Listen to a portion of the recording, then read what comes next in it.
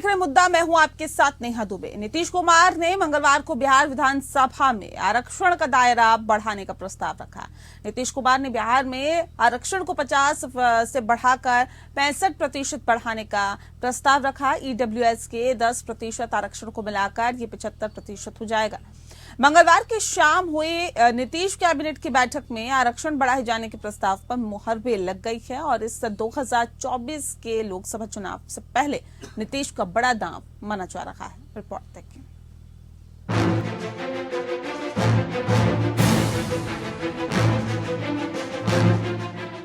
लोकसभा चुनाव से पहले बिहार के सीएम नीतीश कुमार ने चुनावी चौसर में बड़ा दांव चला है।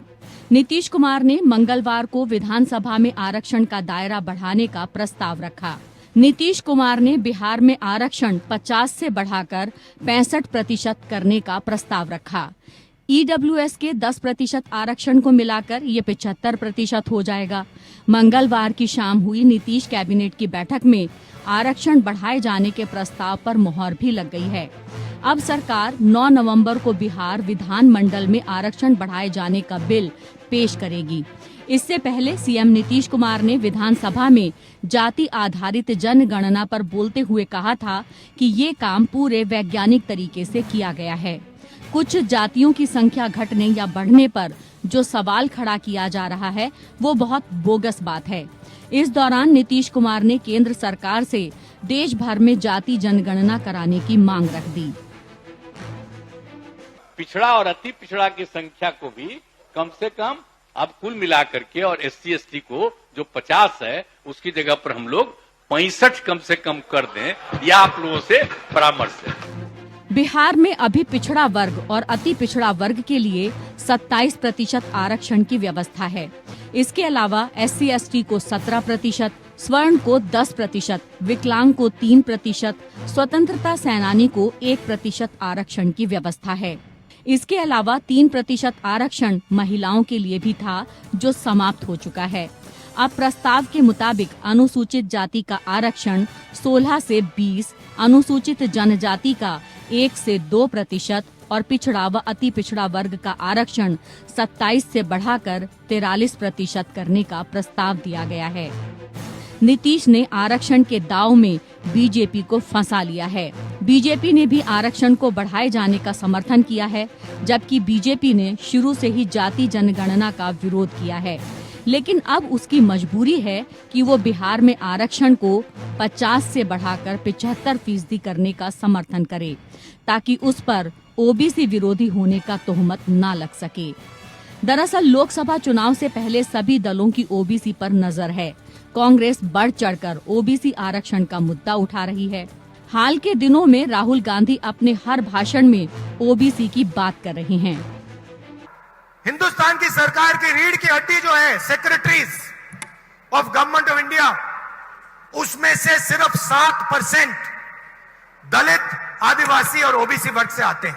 तो सबसे बड़ा सवाल है हिंदुस्तान में ओबीसी कितने हैं?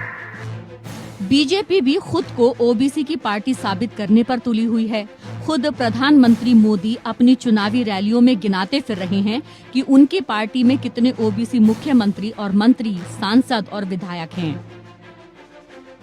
संसद और विधानसभाओं में दलित और ओबीसी वर्ग को सबसे अधिक भागीदारी भाजपा ने दी है। केंद्रीय मंत्रिमंडल में सबसे अधिक ओबीसी मंत्री भाजपा सरकार में है। और कांग्रेस क्या कर रही है? कांग्रेस एक ओबीसी प्रधानमंत्री को भी सुबह शाम पानी पी पी करके गाली देती रहती है। उधर नीतीश सरकार की इस जातिगत सर्वे की रिपोर्ट पर बीजेपी लगातार सवाल उठा रही है। केंद्रीय गृह मंत्री अमित शाह ने हाल में बिहार का दौरा किया था। इस दौरान उन्होंने दावा किया था कि बिहार में हुए जाति जनगणना में जानबूझकर मुस्लिम और यादव की संख्या बढ़ा दी गई है। बिहार की राजनीति में शुरू से ही इस बिरादरी के लोगों की धमक रही है, लेकिन अब इन तमाम आरोपों को खारिज करते हुए बिहार के मुख्यमंत्री नीतीश कुमार ने आरक्षण बढ़ाने का जो दांव चला है, उसका दूर तक असर पड़ना तय है। Bureau report, APN।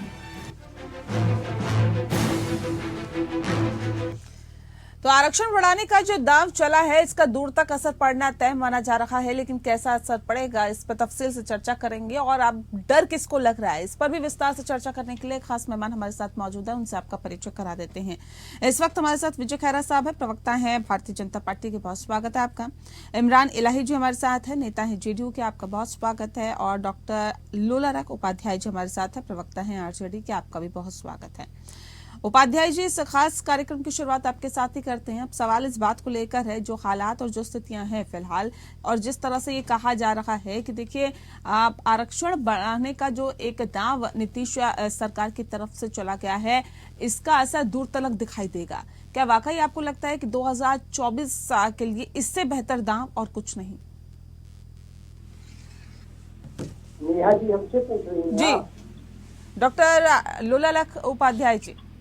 जी जी, पहले तो मैं सबको नमस्कार करता हूँ जी, नमस्कार। और मैं ये कहना चाहता हूँ कि ये तो आरक्षण का सवाल माननीय विश्वनाथ प्रसाद जी जब देश में प्रधानमंत्री थे और माननीय रामविलास जी, माननीय श्री शरद यादव जी के नेतृत्व में जो है मंडल कमीशन की कार्रवाई हुई थी, उसको पूर्ण रूप से केंद्रीय गवर्नमेंट कोई भी नहीं किया।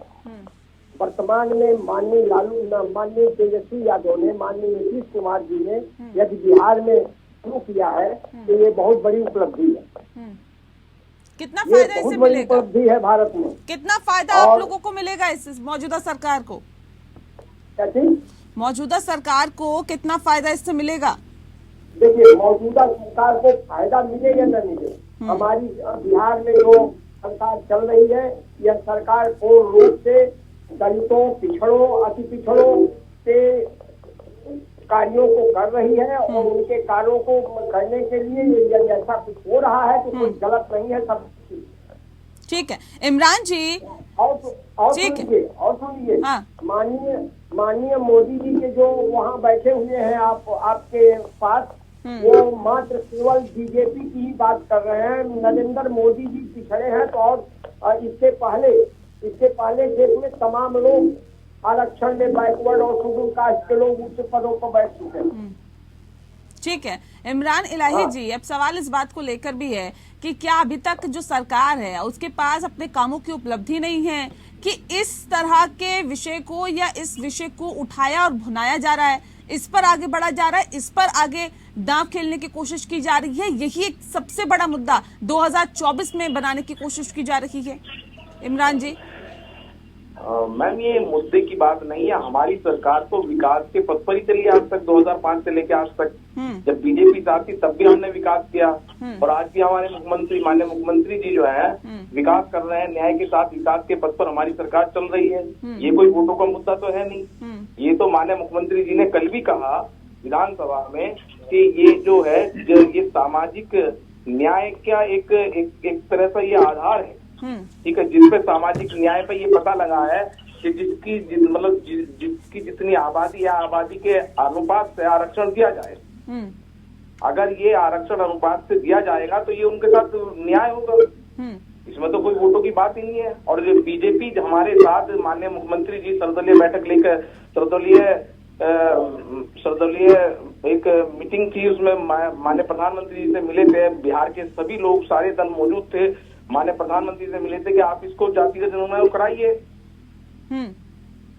ठीक है, उसमें तो कोई ऐसी बात ही नहीं है। बीजेपी हमारे जब भी साथ थी और आज भी, कल भी माननीय सुशील मोदी जो हैं, जो पहले उप मुख्यमंत्री थे और अभी राज्यसभा के एमपी हैं, उन्होंने समर्थन किया कि बीजेपी इसका समर्थन करती है। लेकिन जातिगत जनगणना तो नहीं करा रहे ना ये लोग पूरे देश में?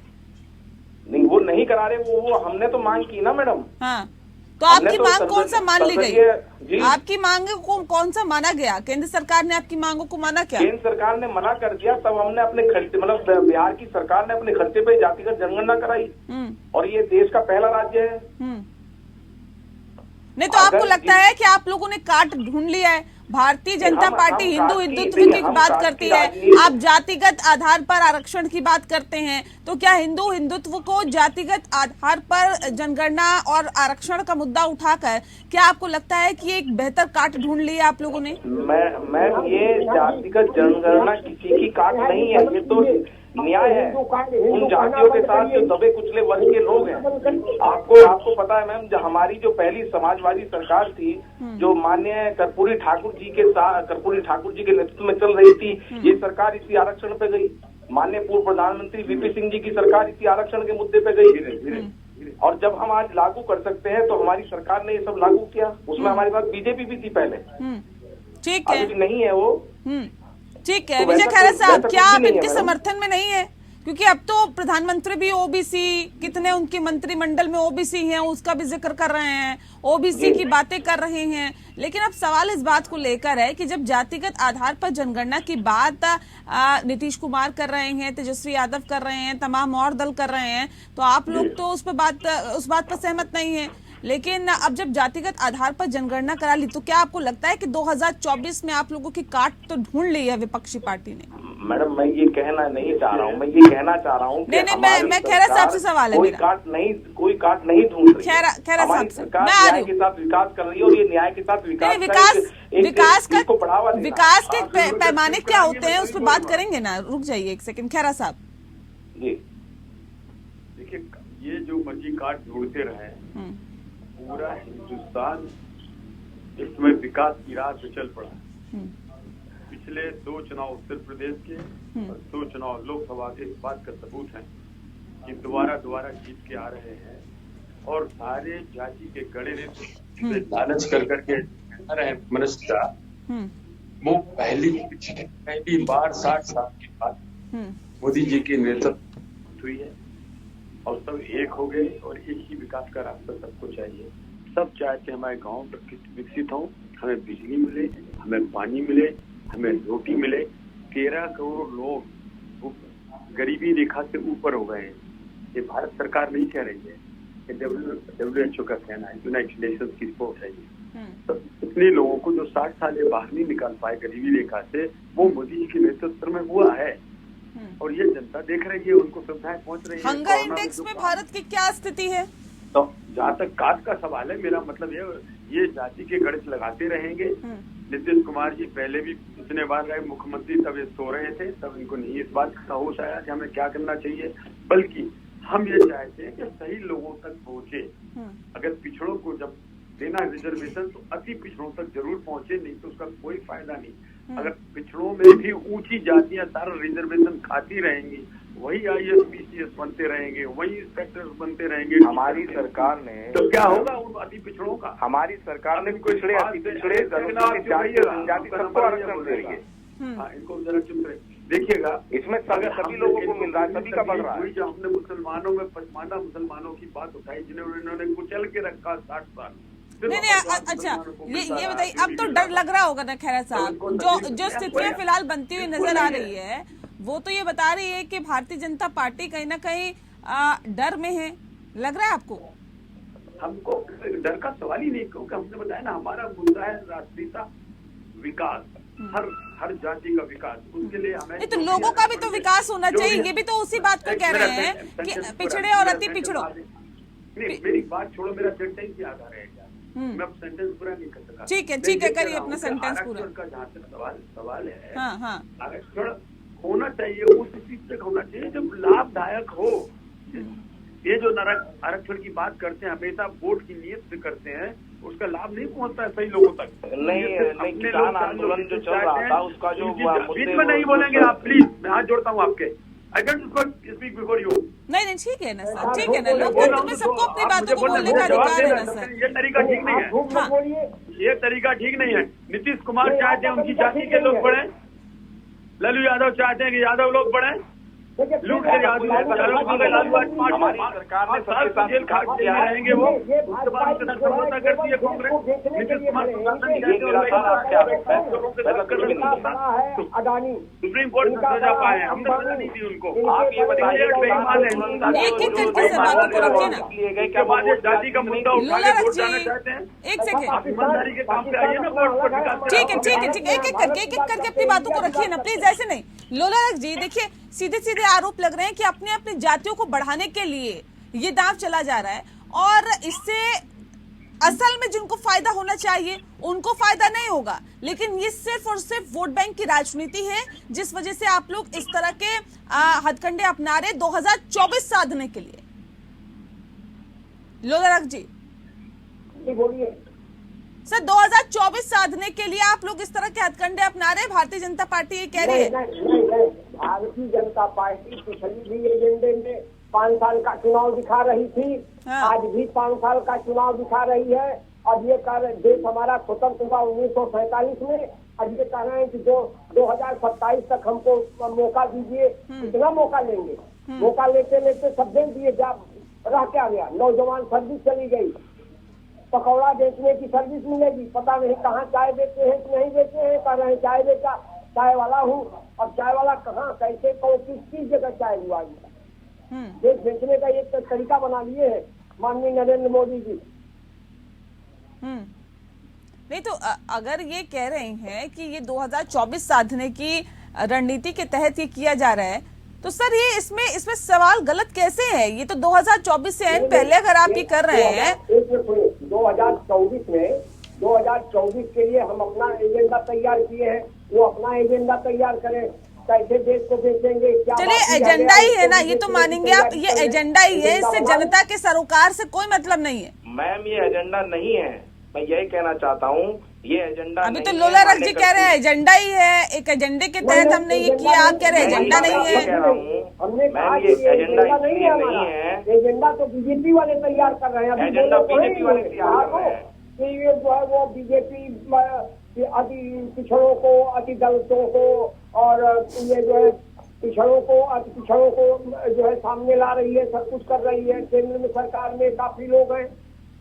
मैंने ये कहाँ कहा?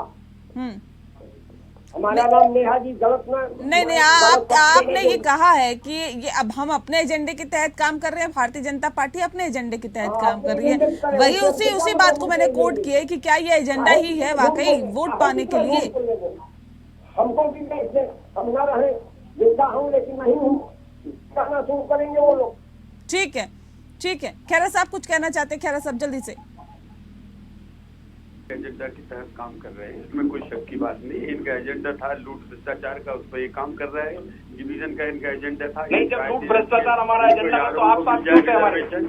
चाहते हैं इनकी जाति को मिल आप बताइए ना, इतने साल आप 2005 से लेकर अब तक सरकार में थे, क्यों साथ थे? लूट भ्रष्टाचार के साथ थे क्या आप? द्वारा लालू यादव के साथ राबड़ी देवी यादव, तेजस्वी, ये एजेंडा आप बताइए ना।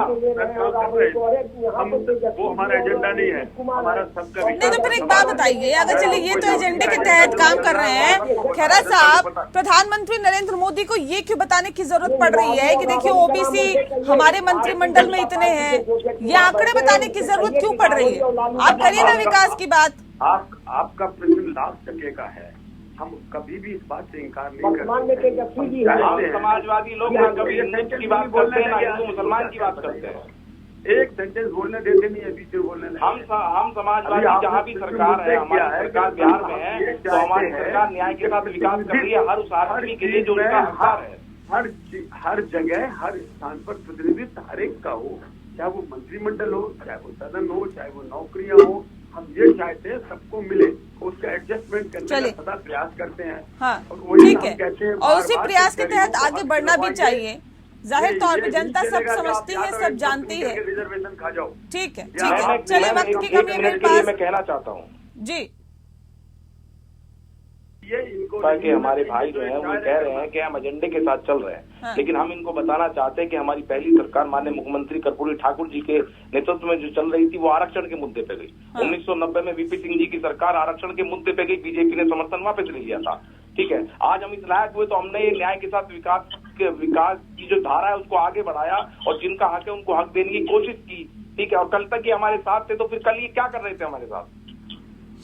चलिए ठीक है, अभी बस वक्त की कमी है, मैं खैरा साहब का रुख नहीं कर सकती। बहुत शुक्रिया आप सभी मेहमानों का हमारे साथ इस खास चर्चा में शामिल होने के लिए। इसी के साथ मुद्दा में फिलहाल के लिए इतना ही। नमस्कार।